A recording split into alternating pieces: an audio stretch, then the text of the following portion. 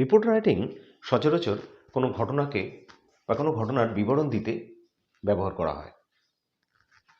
আজকে যে ঘটনা ঘটল, আগামীকাল সেই রিপোর্ট রাইটিং লেখা হয় নিউজ পেপারের মাধ্যমে, এবং সেটাকে নিউজ পেপারের মাধ্যমে প্রকাশিত করা হয়। এতে প্রথমে ডেট দিতে হয়, জায়গার নাম দিতে হয়, এবং দিয়ে তারপরে ঘটনাটার বিবরণ দিতে হয়। ক্লাস 9-10-এ ঠিক এই ধরনেরই রিপোর্ট রাইটিং করতে হয়। ঠিক সেরকমই একটা রিপোর্ট রাইটিং আজকে এখানে দেওয়া হলো। সম্পূর্ণ বাংলাতে ট্রান্সলেশন করে করে রিপোর্ট রাইটিংটা লিখে দেওয়া আছে। আশা করি নিশ্চয়ই এই রিপোর্ট রাইটিংটা তোমাদের বুঝতে সাহায্য করবে। যারা এখনও চ্যানেলটাকে সাবস্ক্রাইব করনি তাদেরকে অনুরোধ করছি এই চ্যানেলটাকে সাবস্ক্রাইব করতে এবং আমার পাশে থাকতে। Welcome back everyone.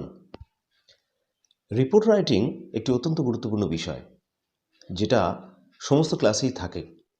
তাই রিপোর্ট রাইটিংটা একটু ভালো করে জেনে নেওয়া দরকার।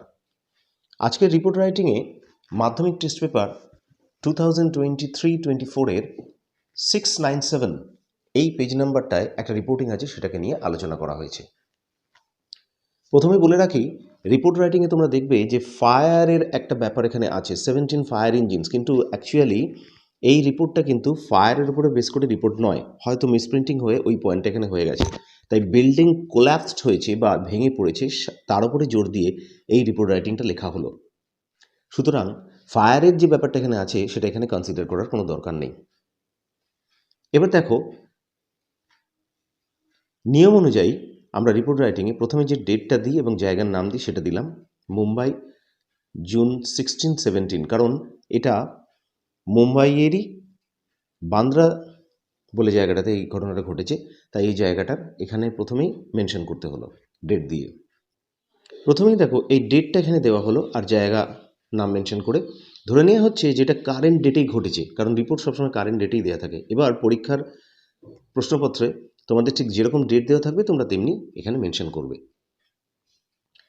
A 5-storied building collapsed at Kherwadi in Bandra, a western suburb of Mumbai on 15th February 2024.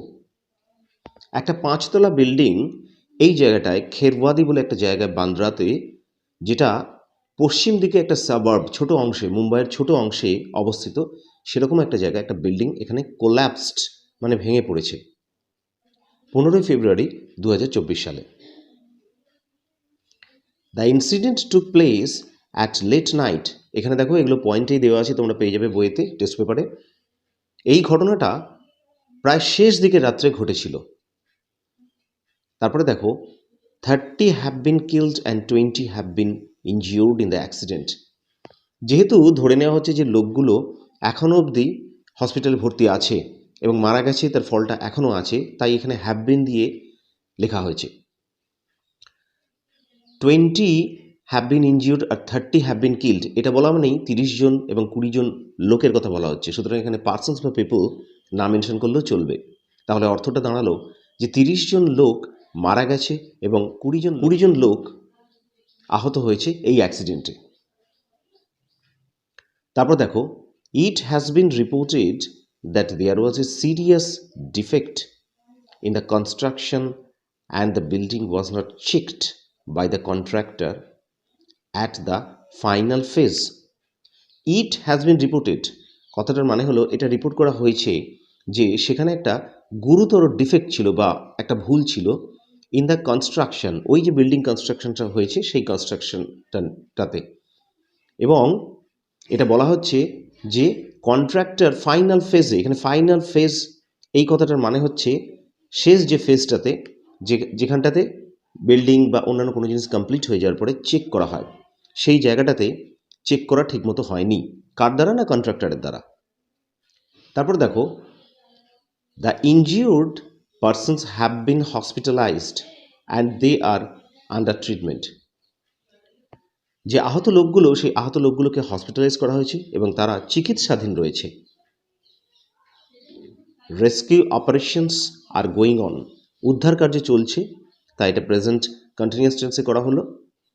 5 bulldozers and 3 ambulances are working under police supervision.